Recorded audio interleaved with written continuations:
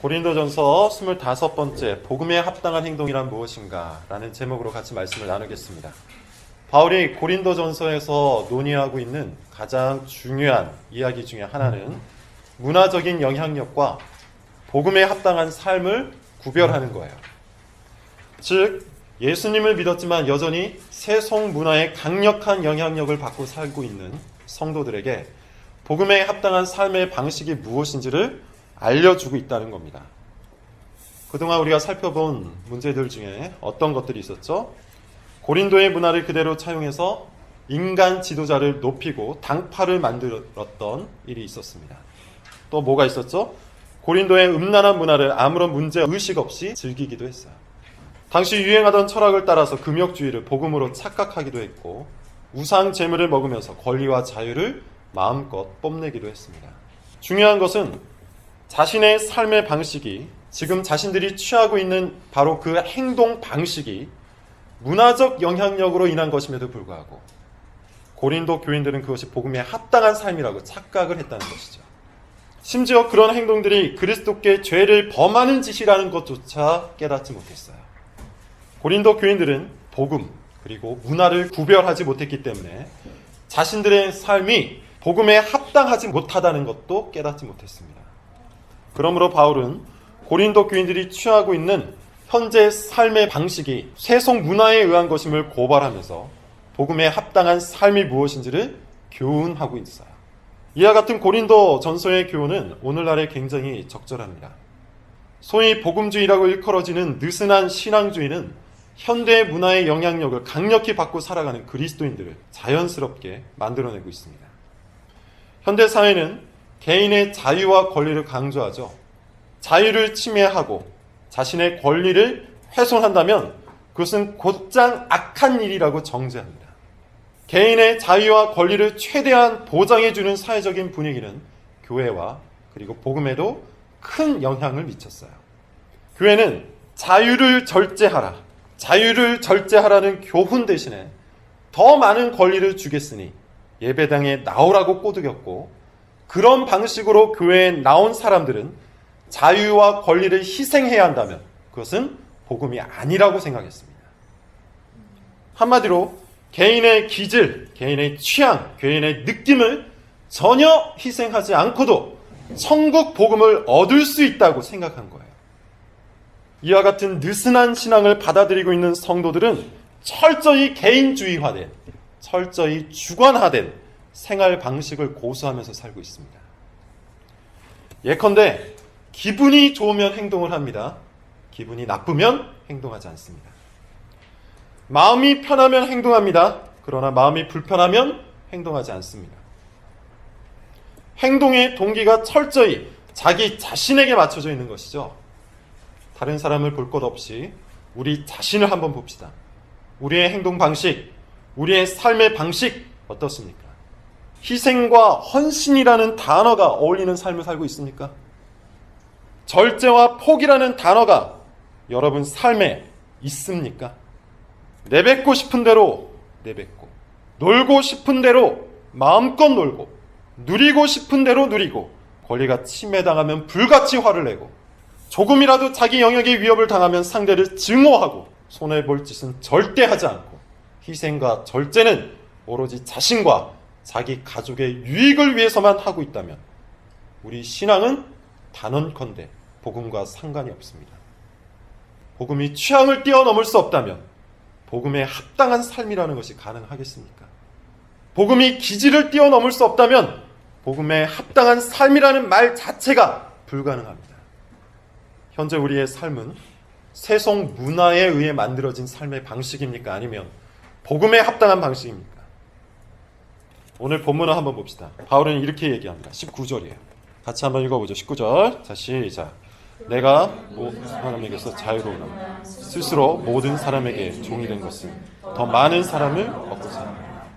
내가 모든 사람에게서 자유로우나 스스로 모든 사람에게 종이 된 것은 개인의 자유와 권리에 흠뻑 취해 살아가고 있는 현대인들이 볼 때 바울의 이 말은 대단히 괴상할 수 있을 겁니다. 자유하지만 스스로 종이 되었다. 얼마나 모순적입니까? 얼마나 미련해 보입니까? 자유가 있는데 그 그 자유와 권리를 마음껏 누리면 되는데, 그러기에도 인생이 부족한데 왜 스스로 종이 됩니까? 이 어리석고 미련한 짓이 정말 복음에 합당한 행동일까요? 느슨한 신앙주의자들에게는 안타까운 소식이지만 성경은 이것이 복음에 합당한 행동 방식이라고 해요. 먼저 우리는 바울이 이 본문을 고린도 교회 안에 있는 강한 자 그룹에게 하고 있다는 것을 상기해야 됩니다. 강한 자 그룹은 어떤 사람들이었죠? 나에게는 올바른 지식이 있다. 나에게는 합당한 이유가 있다. 그러므로 나는 내 마음대로 하겠다. 나에게는 그럴 만한 권리와 자유가 있다. 이런 생각을 가지고 약한 자 그룹을, 내 주변에 있는 사람들을 전혀 고려하지 않은 채 자신의 권리와 자유를 마음껏 놀리던 자유분방한 신앙인들, 그들이 강한 자 그룹이었어요. 그들은 오늘날의 느슨한 신앙인들처럼 자신의 자유와 권리를 복음보다 더 크게 생각했습니다. 그들에게 바울이 뭐라고 말합니까? 나를 보라. 나 역시 너희들 못지않게 자유와 권리를 많이 가지고 있는 사람이지만 나는 스스로 종이 되었다. 왜냐하면 단 한 사람이라도 더 얻기 위해서. 그리고 바울은 스스로 종이 된다는 것이 무엇인지 다음과 같이 설명을 해주고 있습니다. 20절부터 21절이에요. 같이 읽어봅시다. 20절, 21절 시작. 유대인들에게 내가 유대인과 같이 된 것은 유대인들을 얻고자 하며 율법 아래에 있는 자들에게는 내가 율법 아래에 있지 아니하나 율법 아래에 있는 자같이 된 것은 율법 아래에 있는 자들을 얻고자 하며 율법 없는 자에게는 내가 하나님께는 율법 없는 자가 아니요 도리어 그리스도의 율법 아래에 있는 자이나 율법 없는 자와 같이 된 것은 율법 없는 자들을 스스로 종이 된다. 스스로 종이 된다. 어떤 겁니까? 바울은 먼저 유대인과 이방인의 예를 들고 있죠. 유대인에게는 유대인과 같이 되었다. 이방인에게는 이방인과 같이 되었다. 이 예화의 핵심은 율법에 대한 관점이에요. 유대인이든 이방인이든 이제는 오직 그리스도의 복음으로만 구원을 받을 수가 있습니다. 율법은 구원에 있어 아무런 힘도 없어요. 그러나 유대인에게는 여전히 율법이 강력한 생활 방식이었죠. 율법 안에서 사는 것이 일종의 문화였다는 겁니다. 유대인에게 율법을 제거하는 것은 그들의 존재 자체, 그들의 삶의 근거 자체를 없애버리는 것이었어요. 그래서 바울은 어떻게 한답니까? 구원의 수단으로서의 율법이 아니라 생활 방식으로서의 율법을 받아들이겠다는 거예요. 적어도 유대인에게 복음을 전할 때 그것이 걸림돌이 되지 않도록 자신의 자유와 권리를 제한하겠다는 겁니다. 반면 이방인은 어떻습니까? 그들은 율법이 아니라 복음을 먼저 받아들였어요. 복음 안에서 이미 구원을 얻었기 때문에 유대인처럼 율법에 얽매여 살 필요가 없었습니다. 그런데 일부 회심한 유대인들이 이방인들에게 율법의 짐을 지우기도 했죠.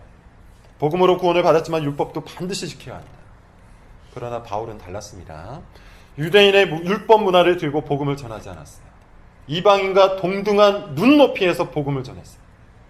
바울 역시도 철저한 유대인이었기 때문에 율법 문화가 편했지만 바울은 자신의 자유와 권리를 제한했습니다. 자, 우리는 이 구절에서 두 가지 정도를 해결하고 넘어가야 합니다. 첫째, 그렇다면 구원받은 사람에게 율법은 지켜도 그만, 안 지켜도 그만인 것일까? 어떨까요? 우리 21절을 다시 한번 읽어봅시다. 21절. 자, 시작. 율법 없는 자에게는 내가 하나님께는 율법 없는 자가 아니요 도리어 그리스도의 율법 아래에 있는 자이나 율법 없는 자와 같이 된 것은 율법 없는 자들을 얻고자 합니다. 바울은 이방인에게는 이방인처럼 되었다라고 말한 후에 곧장 그렇지만 나는 율법이 없는 자가 아니다. 이렇게 이야기합니다. 도리어 어떤 자라고 하죠? 그리스도의 율법 아래에 있는 자라고 해요. 그리스도의 율법이 뭡니까? 하나님 사랑과 이웃 사랑이에요. 예수님은 구약의 모든 율법이 이 두 가지 계명 안에 압축된다고 말씀하셨어요. 바울은 그리스도의 법을 붙들고 구약의 모든 율법을 부지런히 실천했던 유대인이었습니다. 율법 무용론자가 아니었다는 거예요.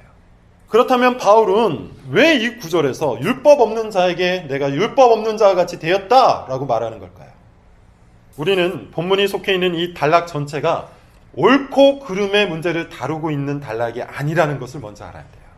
바울은 지금 올바른가 올바르지 않음, 합당한가 합당하지 않음을 구별하고 있는 것이 아니라 강한 사람들이, 스스로 강하다고 생각하는 그 사람들이 약한 자들을 어떻게 대해야 하는지를 말해주고 있는 거예요.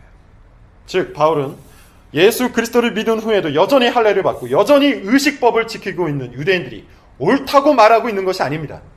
그리스도를 믿은 후에도 여전히 율법을 지키는 것보다 세속 문화를 즐기는 것을 좋아했던 이방인들이 옳다고 말하는 것은 아니라는 거예요. 모든 그리스도인들은 그리스도를 믿고 그리스도의 법을 지켜야 되는 것이 맞습니다. 그러나 모든 그리스도인들이 동일한 수준, 동일한 환경에서 예수님을 믿는 것은 아니에요. 어떤 사람은 이미 성경 지식이 충만한 가운데서 예수님을 믿을 수 있어요. 대부분의 모태신앙자나 주일학교 출신들이 여기에 속하겠죠. 반면에 어떤 사람은 아무런 성경 지식이 없는 가운데 한 조각의 복음을 듣고 예수님을 영접할 수 있습니다. 어떤 차이가 발생할까요? 모태신앙인들은 주일 성수를 소중히 여기고 11조를 중시하며 교회 중심의 신앙생활을 자연스럽게 할 수 있겠죠. 그러나 느닷없는 성령의 역사로 인해 그리스도인이 된 사람은 어떠한 삶의 방식이 그리스도인에게 합당한지 모를 수 있어요. 지식이 없을 수 있다는 겁니다. 교리적인 지식과 신앙생활의 차이가 있을 수 있다는 말이에요. 그럴 때 어떻게 해야 한다는 겁니까? 그럴 때 어떻게 해야 할까요? 옳고 그름의 잣대를 들이밀고 잘못했다고 정죄해야 할까요? 무조건 틀렸으니 다 뜯어 고치라고 고함을 쳐야 할까요? 그러든지 말든지 관심도 두지 말아야 할까요? 아닙니다. 바울이 이방인에게 그랬던 것처럼 우리 역시도 지금 그의 신앙이 바로 그 지점에서부터 출발하였다는 것을 인정해야 돼요. 모를 수 있습니다. 그것이 맞다는 말이 아니에요. 그냥 모를 수 있다는 거예요. 그렇다면 그 눈높이까지 우리의 자세를 낮춰서 복음에 합당한 생활 방식을 가르쳐야 맞는 겁니다. 교회는 그런 곳입니다. 교회는 속도가 지배하는 공동체가 아니에요. 교회는 효율성을 중시하는 집단도 아니에요. 심지어 교회는 동일한 비전을 가지고 있는 선교단체도 아니에요. 모르는 사람이 있다면 속도를 늦춰서 같이 배워야 합니다. 연약한 사람이 있다면 자세를 낮춰서 함께 걸어야 됩니다. 슬픈 사람이 있다면 웃음을 멈추고 같이 울어줘야 됩니다. 이것이 율법 있는 자에게는 율법 있는 자처럼, 율법 없는 자에게는 율법 없는 자가 되었던 바울의 신앙이에요. 그리고 이것이 예수님께서 보여주셨던 생활 방식입니다. 마가복음 10장을 찾아봅시다. 48절, 49절. 마가복음 10장 48절, 49절이에요. 같이 읽어볼까요? 시작. 많은 사람이 꾸짖어 잠잠하라 하되 그가 더욱 크게 소리질러 이르되 다윗의 자손이여 나를 불쌍히 여기소서 하는지라. 예수께서 머물러 서서 그를 부르라 하시니 그들이 그 맹인을 부르며 이르되 안심하고 일어나라. 그가 너를 부르신다 하면. 이때가 언젠가요? 예수님께서 드디어 3년의 공생애를 마치시고 예루살렘으로 입성하시기 직전이에요. 예루살렘에 들어가면 예수님은 십자가에서 죽으실 것이지만 예수님을 따르던 사람들은 예수님이 왕이 될 것이라고 기대를 하고 있었습니다. 수백 명 혹은 수천 명의 사람들이 흥분한 채로 예수님을 따라서 예루살렘으로 행진하고 있었어요. 그때 맹인이었던 바디메오가 나를 불쌍히 여겨달라고 소리를 지릅니다. 사람들은 짜증이 났을 수 있어요. 웬 눈먼 거지가 왕의 행진을 방해하고 있는 것이죠. 빨리 예루살렘에 들어가서 빨리 왕이 되셔야 하는데 바디메오가 예수님의 발걸음을 붙잡은 겁니다. 사람들의 눈에 바디메오는 그저 장애물에 불과했을 거예요. 그런데 예수님은 어떻습니까? 바디메오 한 사람을 위해 기꺼이 수천 명의 걸음을 세우시죠. 예수께서 머물러 서서 그를 부르라 하시니, 머물러 서서 그를 부르라 하시니, 예수님은 지극히 작은 자 한 사람을 위해 예루살렘 행진을 기꺼이 늦추셨습니다. 이것이 예수님께서 보여주신 삶의 방식이요, 이것이 바로 십자가의 삶이에요. 여러분, 이런 예수님과 이런 바울에 비추어 보면 우리의 생활 방식이 얼마나 추합니까? 얼마나 간악합니까? 내 계획을 방해하는 사람은 장애물로 점찍고, 내 발목을 잡는 사람은 실패자로 여기고, 내 속도를 늦추는 사람은 쓸모없는 사람으로 여기지 않았습니까? 심지어 교회라는 이름으로, 심지어 신앙인이라는 이름으로 필요한 사람과 필요치 않은 사람을 나누지는 않았습니까? 눈을 낮추고 자세를 낮추고 속도를 늦추기보다 왜 내 수준에 도달하지 못했냐고 화를 내지는 않았습니까? 그 사람의 심정을 헤아리기보다 내 관점에서, 내 수준에서, 내 자리에서 아주 쉽게 판단하고 정죄하지는 않았습니다. 바울은 율법 무용론자가 아니었어요. 다만 율법을 모르는 사람들을 정죄하는 쉬운 길을 택하는 대신 율법에 없는 사람들의 자리까지 내려가서 그들을 올바른 길로 인도하는 어려운 길을 택했을 뿐입니다. 예수님께서 그러셨던 것처럼 바울이 그랬다면 우리 역시도 그래야 하지 않겠습니까? 두 번째, 자 그렇다면 이 구절은 전도에 있어 소위 말하는 문화 적응론을 뜻하는 것일까요? 예컨대 술 마시는 사람에게는 술 마시면서 전도하고 음악을 좋아하는 사람에게는 음악으로 전도하고 세속 문화에 빠져있는 사람에게는 세속 문화를 통해서 전도하라는 뜻일까요? 유대인에게는 유대인처럼 이방인에게는 이방인에게처럼 이라는 말이 그런 뜻일까요? 만약 그렇다면 열린 예배나 요즘 유행하는 EDM 예배나 클럽 예배 같은 것이 다 허용될 수 있지 않겠습니까? 먼저 22절을 같이 한번 읽어보고 답을 찾아보죠. 22절입니다. 오늘 본문. 자, 시작. 약한 자들에게 내가 약한 자와 같이 된 것은 약한 자들을 얻고자 하며 내가 여러 사람에게 여러 모습이 된 것은 아무쪼록 이렇습니다. 바울이 유대인과 이방인의 이야기를 한 것은 거기에 강조점이 있는 것이 아니죠. 어디에 강조점이 있습니까? 22절에 나오는 약한 자의 강조점이 있어요. 약한 자들에게 내가 약한 자와 같이 된 것은 약한 자들을 얻고자 하며 이 본문의 청중이 약한 자들을 전혀 고려하지 않았던 강한 자 그룹이었다는 사실을 잊지 마세요. 즉 바울은 이 본문을 통해서 수단 방법을 가리지 말고 전도하라는 문화 적응론을 말하는 것이 아니라 오히려 자기의 권리와 자유를 희생하여서 약한 자들이 구원의 길에서 이탈하지 않도록 돌보라고 하는 거예요. 즉 복음의 문화화가 아니라 그리스도인의 노예화를 말하는 겁니다. 다시 말해서 스스로 종이 되는 방법을 말하고 있는 거예요.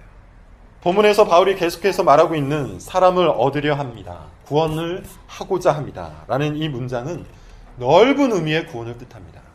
구원받은 성도의 삶을 말한다는 거예요. 전체적인 맥락이 공동체적인 논의 속에 있다는 것을 고려할 때 충분히 이해할 수 있을 겁니다. 바울은 지금 구원이라는 단어를 죄에서 자유를 얻는 것에 한정하지 않고 더 나아가서 그리스도인의 삶의 방식을 뜻하는 것으로 사용하고 있다는 것이죠. 그렇게 보면 바울이 말하고 있는 종의 의미가 무엇인지 선명하게 드러나요. 지금 바울은 종이라는 단어를 통해서 금욕주의를 강요하고 있는 것이 아니에요. 고생스러운 삶을 우리에게 요청하고 있는 것도 아니에요. 바울이 자발적인 종의 삶을 우리에게 요구하는 이유는 오로지 교회 공동체를 위한 겁니다. 강한 자들이 약한 자들을 위해서 아무런 이유 없이, 아무런 조건 없이, 내 기질과 취향과 감정과 상관없이 스스로 종이 되어 돌보는 삶, 곧 헤세드의 삶, 이것을 요청하고 있는 거예요. 이와 같은 자발적인 종의 모습은 예수님이 전하고 계신 복음의 단면입니다. 아까 우리가 읽었던 마가복음 10장을 다시 한번 찾아봅시다. 마가복음 10장 43절부터 45절입니다. 바디메오 이야기가 나오기 바로 직전의 이야기죠. 43절부터 45절을 함께 읽어봅시다. 자, 시작. 너희 중에는 그렇지 않을지니 너희 중에 누구든지 크고자 하는 자는 너희를 섬기는 자가 되고 너희 중에 누구든지 으뜸이 되고자 하는 자는 모든 사람의 종이 되어야 하니 인자가 온 것은 섬김을 받으려 함이 아니라 도리어 섬기려 하고 자기 목숨을 많은 사람의 대속물로 주려 합니다. 제자들이 지금 누가 크냐를 놓고 싸우고 있어요. 예루살렘에 들어가면 예수님이 왕이 되실 것인데 그 다음에는 누가 한 자리를 차지할 것이냐, 이것을 놓고 싸우고 있다는 겁니다. 이때 예수님이 뭐라고 말씀하십니까? 하나님 나라의 질서는 세상의 질서와 다르다고 얘기해요. 크고자 하는 사람은 섬기는 사람이 되어야 하고 으뜸이 되고자 하는 사람은 종이 되어야 한다고 합니다. 예수님 자신이 그것을 위해 오셨다고 해요. 인자가 온 것은 섬김을 받으려 함이 아니요 도리어 섬기려 합니다. 그리고 뭐라고 말합니까? 자기 목숨을 많은 사람의 대속물로 주려 합니다. 무슨 뜻일까요? 스스로 종이 되는 것, 남을 위해 기꺼이 자기 자신을 희생하는 것, 권리와 자유를 포기하는 것, 그것이 복음의 중심 교훈이라는 거예요. 갈라디아서 5장 13절에서 바울도 이렇게 말합니다. 형제들아 너희가 자유를 위하여 부르심을 입었으나 그러나 그 자유로 육체의 기회를 삼지 말고 오직 사랑으로 서로 종노릇하라. 성경이 외치는 복음에 합당한 생활 방식은 복잡하지 않습니다. 무엇이 복잡하죠? 탐욕에 물든 우리의 생각과 마음이 복잡할 뿐이에요. 성경은, 예수님은 삶의 방식에 대해서 일관되게 외치고 있는데 그게 뭡니까? 권리에 대한 포기예요.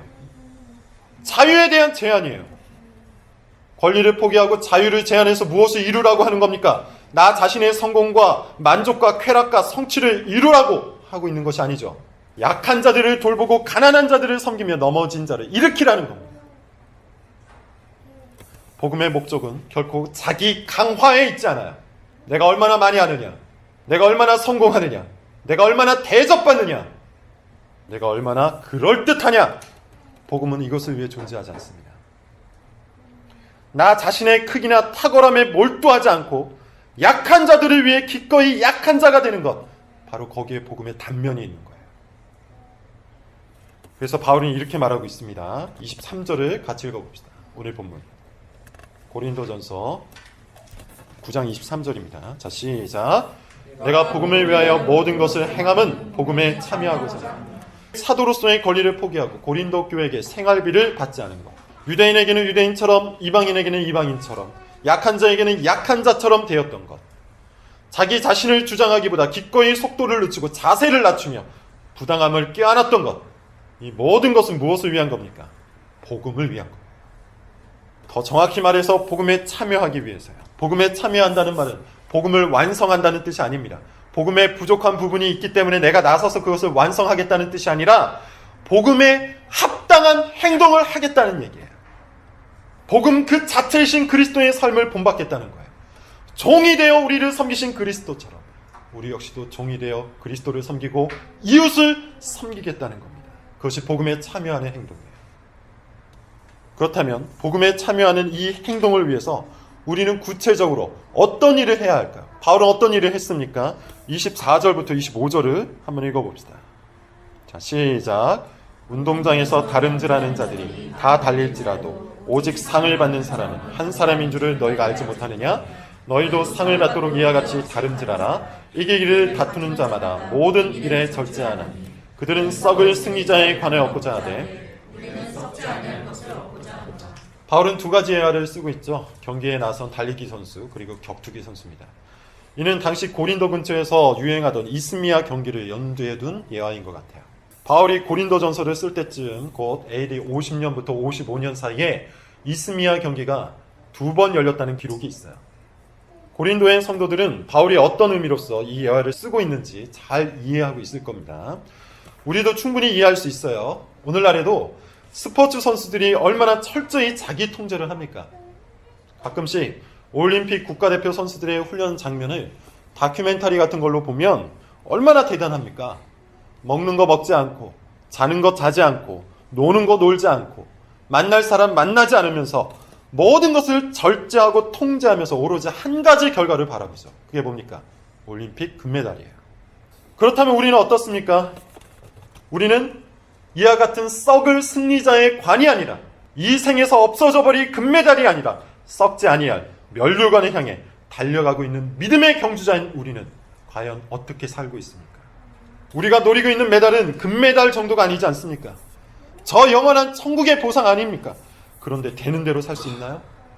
할 것 다 하고 살 수 있습니까? 즐길 것 다 즐기고 누릴 것 다 누리고 먹을 것 다 먹으면서 남는 시간에만 믿음의 경주를 달리겠다. 믿음의 경주를 하겠다. 승리할 수 있을까요? 복음에 합당한 행동일까요? 그 대단한 바울도 자신을 점검하고 자신을 절제하고 자신을 단련하기 위해서 얼마나 애를 썼는지 모릅니다. 그렇다면 우리도 마땅히 이와 같은 모습을 보여야 하지 않습니까? 26절, 27절 마지막으로 읽어봅시다. 자, 시작. 그러므로 나는 다름질하기를 향방 없는 것 같이 아니하고 싸우기를 허공을 치는 것 같이 아니하며 내가 내 몸을 쳐 복종하게 하며 내가 남에게 전파한 후에 자신이 도리어 버림을 당할까? 여러분, 이런 말씀을 읽으면 우리가 얼마나 교만한지 모릅니다. 우리가 얼마나 추한 모습으로 신앙생활을 하고 있는지 몰라요. 신약성경 14권을 집필하였고 교회의 토대를 만들었던 사도 바울도 자신을 온전히 점검하기 위해 이토록 분투를 했는데 우리의 믿음이 얼마나 대단하다고 우리는 제 멋대로 되는 대로 삽니까? 복음에 합당한 삶은 절대로 느슨하지 않아요. 느슨한 신앙이란 있을 수가 없어요. 나태함으로는 결코 얻을 수 있는 삶이 아닙니다. 더 정확히 말해서 게으름과 느슨함과 무력함은 복음에 합당한 삶이 아니에요. 멍하게 사는 것도 복음에 합당한 삶이 아니에요. 우리는 끊임없이 자기를 점검하고 끊임없이 자기를 단련해야 돼요. 바울이 뭐라고 합니까? 내가 내 몸을 쳐서 복종하게 한다고 해요. 무엇인가 열심히 하기는 하는데 자기 자신의 경건을 놓쳐버린다면 목표 없이 뛰는 사람이나 허공에 주먹질을 하는 사람과 다를 바가 없다고 해요. 교회 공부에 참여해서 성경도 많이 알고 교리도 많이 아는데 정작 그 지식을 가지고 자기 자신을 점검하지 않는다면 그 사람에게 그 지식이 무슨 소용이 있겠습니까? 바울이 말한 것처럼 남에게 전파한 후에는 도리어 자신이 버림을 당하지 않겠습니까? 2015년이 끝나가고 있습니다. 그리고 2016년이 다가오고 있어요. 그렇다면 여러분, 우리는 무엇을 해야 할까요? 올바른 지식을 더 많이 공부해야 합니다. 더 바르고 더 경건한 지식들을 배워야 합니다. 거기에서부터 경건이 출발하기 때문이에요. 그러나 이 모든 지식을 들고 오로지 자기 강화에만 몰두하는 것은 옳지 않습니다. 목표 없이 뛰는 것과 다를 바가 없고 허공에 주먹질하는 것과 다를 바가 없어요. 열심히 공부한 것들이 과연 그 목적에 맞게 사용되고 있는지를 점검해야 합니다. 교회 공동체를 세우는 것에 지금 나의 신앙이 사용되고 있는지, 연약한 자들을 돌보는 것에 지금 나의 경건이 사용되고 있는지, 그리스도의 복음에 참여하는 것에 제대로 나의 삶이 사용되고 있는지 점검하셔야 됩니다. 올해를 돌이키면서 2016년의 계획을 세워보시기 바랍니다. 성경 읽기, 독서하기, 재정, 관계 등 경건 훈련에 대한 계획들을 세워보실 때 이 모든 경건의 훈련들이 과연 무엇을 위한 것인지 다시 한번 그 계획들을 점검하시기 바랍니다. 그저 내 삶이 바르고 제대로 흘러가기를 원해서 짜놓은 것인지, 아니면 그리스도의 몸된 교회를 바르게 세우기 위한 것인지, 나 자신의 신앙을 강화하기 위한 것인지, 아니면 그리스도의 복음에 참여하여 연약한 자들을 돌보기 위한 것인지 꼭 점검하셔야 합니다. 우리가 왜 바르게 살아야 합니까? 우리가 왜 성경을 읽고 왜 기도를 하고 왜 경건 훈련을 해야 하는 겁니까? 그 모든 목적이 하나님의 교회를 바르게 세우고 하나님의 자녀들을, 그 연약한 사람들을 돌보는 것에 있기를 원합니다. 그것이 복음에 합당한 행동입니다. 기도하겠습니다.